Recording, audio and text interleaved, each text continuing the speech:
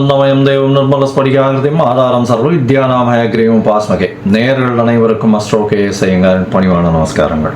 நேயர்கள் அனைவருக்கும் விஸ்வாவசு தமிழ் புத்தாண்டு நல்வாழ்த்துக்கள். எல்லாருக்கும் சௌக்கியமும் மங்களமும் உண்டாகட்டும். ஏப்ரல் 14, 2025 13, 4, 2026 வரணும் உண்டான காலகட்டத்தை தமிழ் வருஷ பிறப்பு, தமிழ் வருடம் என்று சொல்கிறோம். அது தமிழ் மாதத்தின் மூலியமாக தமிழ் வருடம் விஸ்வாவசு வருஷம் பிறக்கிறது. இப்போது நம்மளுக்கு போன வருஷம்ன்றது பார்க்கும்போது குரோதி வருஷம்னு சொல்கிறது, இப்போ விஸ்வாவசு வருஷம். சரி, இந்த விஸ்வாவசு வருஷத்தில் என்னென்ன கிரகச்சாரங்கள், கிரக மாற்றங்கள் இருக்குது, இந்த வருஷம் பிறக்கும் பொழுது என்ன கிரக நிலைகள் இருக்குது, என்னென்ன கிரகங்கள் மாற்றங்கள் அமையிறது, பெரிய கிரகங்கள் வருட கிரகங்கள்னு சொல்லக்கூடிய சூரியன், அதாவது குரு, சனி, ராகு, கேது இவர்களுடைய மாற்றங்கள் என்ன, மாத கிரகங்கள்னு சொல்லக்கூடிய சூரியன், செவ்வாய், புதன், சுக்கிரன் இவா 4 பேரும் மாத கிரகங்கள்னு சொல்லக்கூடியது. சந்திரன் தினக்கோள், அதாவது 2.25 நாளைக்கு ஒரு ராசியிலிருந்து அடுத்த ராசிக்கு போகிறார். பொதுவாகவே பார்த்தீங்கன்னா இந்த வருடம் பிறக்கும் பொழுது தமிழ் வருடத்தின் ராஜா அப்படின்னு குறிப்பிடக்கூடியவர் பங்குனி மாதத்தின் அமாவாசை வரக்கூடிய நாளின் அடுத்த நாள், அதாவது இந்த தெலுங்கு வருடம் யுகாதி இருக்கு இல்லையா, யுகாதி வருஷம் பிறக்கிறது இல்லையா, யுகாதி தெலுங்கு வருடம் பிறக்கக்கூடிய நாளை, அந்த நாளின் ராஜா, அந்த நாளின் நாயகன் யாரோ, அதாவது கிரகம் எதுவோ அதுவே இந்த புது வருஷத்தின் ராஜாவாக எடுத்துக்கொள்ளப்படுறது. அதனால் இந்த வருஷம் பார்த்தேன்னா சூரியன் ராஜாவாகவும் அவரே சேனாதிபதியாகவும் அவரே அர்க்காதிபதியாகவும் வரார். இதை தவிர பார்த்தேன்னா அதாவது சந்திரன் மந்திரியாக இருக்கார். அது எப்படி சந்திரன் வரார் அப்படின்னா, இந்த வருஷம் விஸ்வாவசு வருஷம் பிறக்கிறது இந்த திங்கட்கிழமை, அதனால் சந்திரன். அதே மாதிரி பார்த்தேன்னா ஆவணி மாதம் சேனாதிபதி எப்படி டிசைட் பண்ணுறது அப்படின்னா, சேனாதிபதினு சொல்லக்கூடியது ஆவணி மாதம் வரக்கூடிய முதல் நாள் சேனாதிபதியும், ஆடி மாதம் அப்படின்னு சொல்லக்கூடியது சஸ்யாதிபதி. இதெல்லாம் எதுக்கு முக்கியம் அப்படின்னா, சஸ்யாதிபதி அப்படின்னா இந்த விளைச்சல் எப்படி இருக்கும் அப்படின்னு சொல்லக்கூடியது. சேனாதிபதியை எதுக்கு சொல்கிறோம் அப்படின்னா, இந்த இராணுவங்கள், அதை தவிர தளவாடங்கள், அதை தவிர நம்முடைய பாதுகாப்பு, இதை ஆளக்கூடியவர் யார் அப்படின்னா சூரியனாக இருப்பார் இந்த வருஷம். அதனால் என்ன ஆகும் அப்படின்னா, இந்தியாவினுடைய பொதுவாகவே இந்த லா அண்ட் ஆர்டர் ரொம்ப ஸ்ட்ராங்காக இருக்கும், மிகவும் கடுமையான சட்டங்கள் பாயக்கூடிய காலகட்டமாக இருக்கும். ஏன்னா சூரியனே ராஜாவாக இருக்கார். அதை தவிர வரிகள் கொஞ்சம் அதிகமாக இருக்கும், விலைவாசி கொஞ்சம் அதிகமாக போகக்கூடிய வாய்ப்புகள் நிச்சயமாக உண்டு. இதை தவிர பார்த்தாலேனா இந்த செவ்வாய் உங்களுக்கு அதாவது இந்த வருஷம் தனாதிபதினு சொல்லக்கூடியவர் செவ்வாய். தனாதிபதி அதாவது தானியாதிபதினு சொல்லக்கூடியவர் செவ்வாய். தானியங்கள்லாம் விளைவிக்கிறதுக்கு செவ்வாய்ன்றதுனால நெருப்பின் மூலியமாக தானியங்கள் அதாவது லாஸ் ஆகக்கூடிய வாய்ப்புகள் மிகவும் அதிகமாகும். அதை தவிர தானியங்களுடைய ஸ்கேர்சிட்டி கொஞ்சம் அதிகமாக இருக்கும், அதாவது தானியங்கள் கிடைக்கிறதுல கம்மியாக இருக்கும். அதன் மூலியமாக விலைவாசிகள் ஏறக்கூடிய வாய்ப்புகள் மிகவும் அதிகம். தங்கம் விலை ஏறக்கூடிய வாய்ப்புகள் நிச்சயமாக உண்டு. தங்கம் அதிக உச்சம் தொடக்கூடிய வாய்ப்புகள் மிகவும் அதிகம் இந்த வருஷம் பார்த்தாலேயானால். இது ஏன்னா குரு பகவான் 3ஆம் இடத்துல போகிறார், அது அவருடைய வீட்டையே வேற 9ஆம் இடத்த பாக்கியஸ்தானத்தையும் பார்க்கிறார். அதனால் தங்கத்தின் விலை அதிகமாக போகக்கூடிய வாய்ப்புகள் நிச்சயமாக இருக்கும். அது தவிர பார்த்தேன்னா இந்த வருஷம் மழை கொஞ்சம் அதிகமாகவே இருக்கும். ஆனால் தேவையான அளவிற்கு மேல் பெய்யும், தேவையான இடத்தில் பெய்யாமல் போகும். தேவையான இடத்தில் பெய்யாமல் போகும்னா நகரங்களில் கொஞ்சம் அதிகமாக பெய்யக்கூடியதாக இருக்கும். இதன் மூலியமாக இந்த வெள்ளம் வர்றது, அந்த மாதிரியான பிரச்சனைகள் கொஞ்சம் அதிகமாகவே இருக்கும். அதனால் தண்ணீர் பற்றாக்குறை சற்று இருக்கக்கூடிய காலகட்டமாகவே அமையும். சரி, மொத்தத்தில் இந்த வருஷத்தில் பார்த்தேன்னா சூரியனுடைய கட்டுப்பாட்டில் எல்லா விஷயங்களும் வர்றதுனால நாட்டை ஆளக்கூடியவர்களுக்கு நல்ல ஒரு ஏற்றமான காலகட்டமாக இருக்கும். இருந்தாலும் கடுமையான சட்டங்கள் கொஞ்சம் அதிகமாக வரக்கூடிய வாய்ப்புகள் நிச்சயமாக உண்டு. சனியும் ஆட்சியில் போயிருக்கார். இந்த வாட்டி கும்பத்திலேயே போய் ஆட்சியில் இருக்கிறது, மூலத்திரிகோண வீட்டில் இருக்கிறதுனால தொழிலாளர்களுக்கு மிகவும் கடினமான காலகட்டமாக இந்த வருஷம் அமைய போகிறது. பண பற்றாக்குறை கொஞ்சம் அதிகமாகவே இருக்கும். தொழிலாளர்கள் மத்தியில் பண வரத்து அதிகமாக இருக்காது. ஃப்ரீ ஃப்ளோ ஆஃப் மணி இருக்கிறதுக்கு வாய்ப்புகள் மிகவும் கம்மி. வியாபாரிகளுக்கு சற்று பின்னடைவு இருக்கும். ஏன்னா இந்த வருஷம் பிறக்கும் பொழுதே வந்து புதன் 12ஆம் இடத்துல நீச்சப்பட்டு போகிறார். விரயங்கள் வியாபாரிகளுக்கு கொஞ்சம் அதிகமாகவே இருக்கும். லாசஸ் கொஞ்சம் அதிகமாக இருக்கக்கூடிய வாய்ப்புகள் நிச்சயமாக உண்டு. இருந்தாலும் நீச்ச பங்கம் அடைகிறார், அதாவது அதாவது விட்டு வெளியில் போகிறதுனால நல்ல ஏற்றங்கள் கிடைக்கக்கூடிய காலகட்டமாகவும் அமையும். வியாபாரத்தின் மூலியமாக இந்த ஷேர் மார்க்கெட் இண்டிசஸ்லாம் பார்த்தீங்கன்னா, ஷேர் மார்க்கெட் இண்டிசஸ்லாம் வந்து உள்நாட்டு உற்பத்தி வெளியில் போய் அது ஒரு பெரிய ஏற்றத்தை கொடுக்கும். இம்போர்ட் எக்ஸ்போர்ட் பிஸ்னஸ் ஒரு பெரிய மாற்றம், பெரிய உச்சத்தை தொடக்கூடிய வாய்ப்புகள் நிச்சயமாக உண்டு. மொத்தத்தில் பார்த்தோம்னா இந்த வருஷம் பெரிய ஏற்றம் நல்லபடியாக இருக்கும். பெண்களுக்கு மிகவும் ஏற்றமான வருஷம். பெண்கள் வந்து நல்ல எல்லா இடத்துலையும் வந்து ஒரு ஐகானிக் ப்ரெசன்டேஷன் இருப்பாங்க. ஏன்னா சுக்கிரன் வந்து உச்சம் பெற்று போயிருக்கக்கூடிய காலகட்டத்தில் இந்த வருஷம் பிறகுறது அது ஒரு பெரிய ஏற்றம். பரிவர்த்தனை யோகத்திலையும் பிறகுறது, அதாவது குருவின் பரிவர்த்தனையும் இருக்குது. அதனால் பணம், பெண்களின் கையில் பணம் வந்து ரொம்ப அதிகமாக இதுவாகும். அதாவது அதே மாதிரி இந்த களியாட்டங்கள்னு சொல்லக்கூடிய இந்த கிளாமர் இண்டஸ்ட்ரியில் கொஞ்சம் அதிகமாக செலவுகள் அதிகமாக இருக்கும். ஃப்ளாஷி இண்டஸ்ட்ரியில் கொஞ்சம் அதிகமாக இருக்கும். அது தவிர போதை வஸ்துக்கள், அது தவிர இந்த மதுபானங்கள் இதெல்லாம் வந்து அதிகமான விலை ஏறக்கூடிய, அதிகமாக கன்சியூம் பண்ணக்கூடிய வாய்ப்புகள் மிகவும் அதிகமாக இருக்கும். சரி, இந்த வருஷத்தினுடைய மாற்றங்கள் என்னென்ன அப்படின்றத பார்ப்போம். இந்த வருஷம் பிறக்கும் பொழுது பார்த்தோம்னா சூரியன், அதாவது சித்திர மாதம் அப்படின்றதுனால சூரியன் உச்சம் பெற்று மேஷத்தில் மேஷ ராசியில் இருக்க. காலபுருஷ தத்துவத்தின் 2ஆம் ராசியில் வந்து குரு, 4ஆம் ராசியில் அதாவது கடகத்தில் செவ்வாய் நீச்சப்பட்டும், கேது 6ஆம் இடத்திலும், சனி ஆட்சி மூல திரிகோணத்தோடு வந்து கும்பத்திலையும், அது தவிர ராகு, புதன், சுக்கிரன் இந்த 3 கிரகங்கள் வந்து மீனத்திலையும் இருக்கு. இந்த வருஷம் ஆரம்பிக்கும் பொழுது இந்த வருஷத்தின் வரக்கூடிய பெயர்ச்சிகள்னு பார்த்தோம்னா, முதல்ல வரக்கூடிய பெயர்ச்சி அப்படின்னா 26/4/2025 அன்னைக்கு ராகு கேது பெயர்றார். வாக்கிய பஞ்சாங்கம் பிரகாரம் ராகு பகவான் மீனத்திலிருந்து கும்பத்திலும், கேது கன்னியிலிருந்து சிம்மத்திலையும் வர.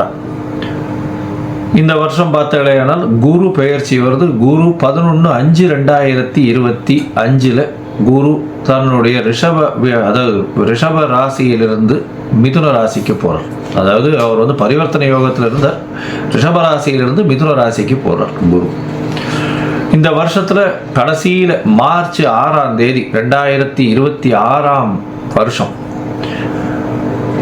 அப்போ வந்து சனியினுடைய மாற்றம் இருக்குது. சனி வாக்கிய பஞ்சாங்க பிரகாரம் 6/3/2026 அன்னைக்கு தான் வந்து மாறுறார். கும்பத்திலிருந்து மீனத்துக்கு போகிறார். இதுதான் இந்த வருஷத்தினுடைய வருட கிரகங்கள்னு சொல்லக்கூடிய குரு, ராகு, கேது, சனியினுடைய மாற்றங்கள்.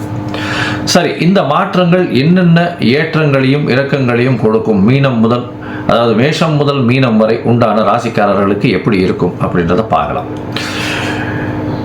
இது நடுவில் என்னுடைய மொபைல் நம்பர் ஸ்க்ராலிங்கில் வந்துட்டு இருக்கும். உங்களுக்கு அஸ்ட்ராலாஜிக்கல் கன்சல்ட் தேவைப்பட்டதுன்னா நீங்கள் எனக்கு ஃபோன் பண்ணுங்க. உங்களுக்கு உண்டான அப்பாயின்மெண்ட்டு தரேன். உங்களுடைய date, time, place of birth, உங்களுடைய பெயர், தாய் தகப்பனார் பெயர் அனுப்பிச்சி வைங்க. என்னுடைய கட்டணம் என்னென்னு போடுறேன். அதுக்கப்புறம் உங்களுக்கு அப்பாயின்மெண்ட் தரேன். உங்களுடைய அப்பாயின்மெண்ட்டை போடும்போது உங்களுடைய ஹாரஸ்கோப் போடுவோம். ஹாரஸ்கோப்பில் சந்தி இருக்கான்னு முதல்ல பார்க்கணும். ஏன்னா நட்சத்திர சந்தி, பாத சந்தி, அது தவிர லக்ன சந்தி இதெல்லாம் இருந்ததுன்னா இந்த காலகட்டத்தில் நன்னா இருக்குன்னு நினச்சின்னு இருப்போம். ஆனால் நன்னா இருக்காது.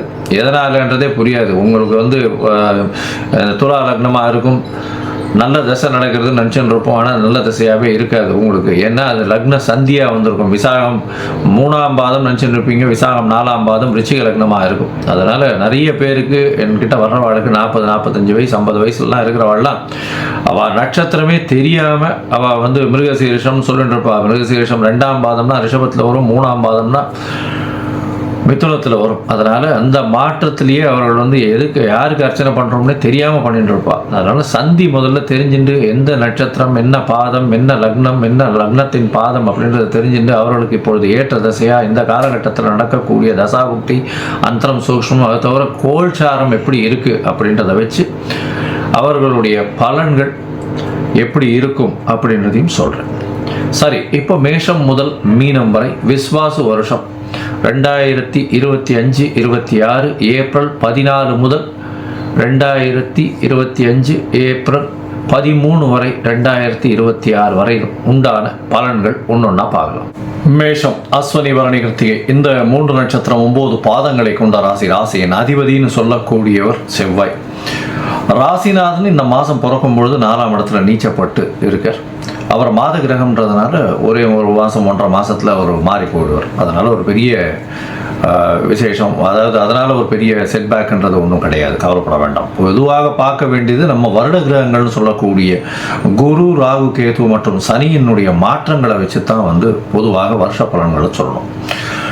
இந்த வருஷம் பார்த்தாலேயானால் வருஷம் பிறந்த உடனே ஒரு 10-15 நாளில் பார்த்தாங்கன்னா உங்களுடைய ராசிக்கு இவ்வளவு நாள் 12ஆம் இடத்துல இருந்து பிரச்சனைகளை கொடுத்து கொண்டு இருக்கக்கூடிய ராகு, அதாவது உங்களுடைய தூக்கத்தை கெடுத்து, உங்களுடைய சுகத்தை கெடுத்து, உங்களுடைய வெளிநாட்டு பயணங்களை பிரச்சனைகளை கொடுத்து, அது தவிர உடல் நலத்தில் சற்று பிரச்சனைகளையும் கொடுத்திருந்த ராகு மற்றும் கேது 6ஆம் இடத்துல உடல் நலத்தில் பிரச்சனையை கொடுத்து அதிக கடனை வாங்க வச்சு இருந்த ராகு கேது உங்களுடைய ராசிக்கு 11ஆம் இடத்துல போகிறது பெரிய விசேஷம். இதன் மூலியமாக பார்த்தாலேயானால் தொழிலில் பெரிய ஏற்றம் கிடைக்கக்கூடிய காலகட்டம், லாபம் மிகவும் அதிகமாக இருக்கக்கூடிய வாய்ப்புகள் மிகவும் அதிகம். ராகு 11ஆம் இடத்துல போகிறது பெரிய ஏற்றத்தை கொடுக்க போகிறது. எல்லா விதமான விஷயங்களிலும் வெற்றி கிடைக்கும். அதனால 11ஆம் இடத்தில் ராகு நினைத்த காரியங்கள் நினைத்த இடத்தில் நடக்கக்கூடிய காலகட்டமாக அமைப்போம்.